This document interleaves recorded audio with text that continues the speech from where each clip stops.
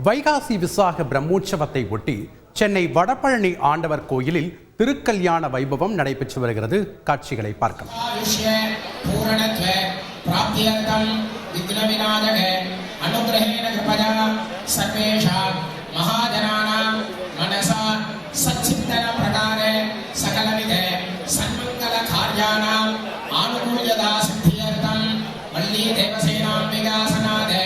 सुब्रह्मण्य गुहनाथ स्वामिनः अनुग्रहेण कृपया सर्वेषां महाजनानां लोकवासीनां नगरवासीनां जनानां जीवजनानां सर्वेषां क्षेमानि अष्टैश्वर्याभिवृद्ध्यर्थं धन धनग वस्तुवाहन धेनुकाञ्चन स्वर्ण रजत वैर वैढूर्यादि नानाविध शुभलक्ष्मी कटाक्ष अभिवृद्धिकर प्राप्त्यर्थं धर्मनियतमार्गेण स्वजीवनानुग्रहदा सिद्ध्यर्थं तद्वारा जनसंकट निवृत्त्यर्थं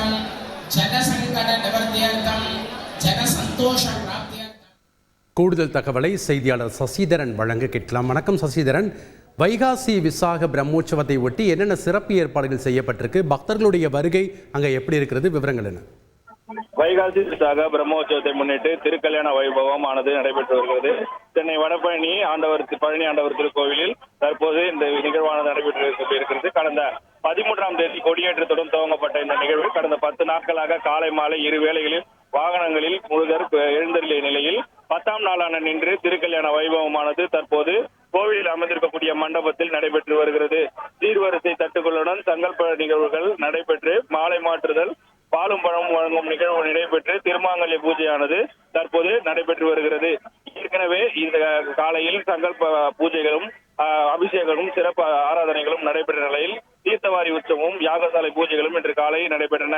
மகா பூர்ணாவதி நிறைவு பெற்று இன்று மாலையை தற்போது திருக்கல்யாண வைபவமானது நடைபெற்றிருக்கிறது. திருக்கோவில் நிர்வாகத்தின் சார்பில் ஏராளமான பொதுமக்கள் வருகை தருவார்கள் என்பதற்காக கட்டுப்பாடுகள் விதித்து பல்வேறு பாதுகாப்பு நடவடிக்கைகளை மேற்கொண்டிருக்கிறார்கள்.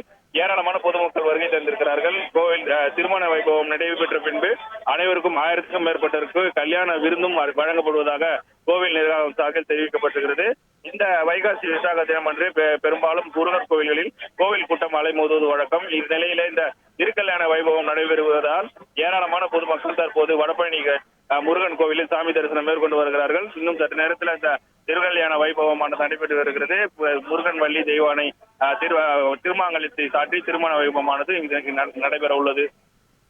நன்றி சசிதரன், உங்களுடைய கள தகவல்களுக்கு. செய்திகளை உடனுக்குடன் தெரிந்து கொள்ள உடனே சப்ஸ்கிரைப் பண்ணுங்க.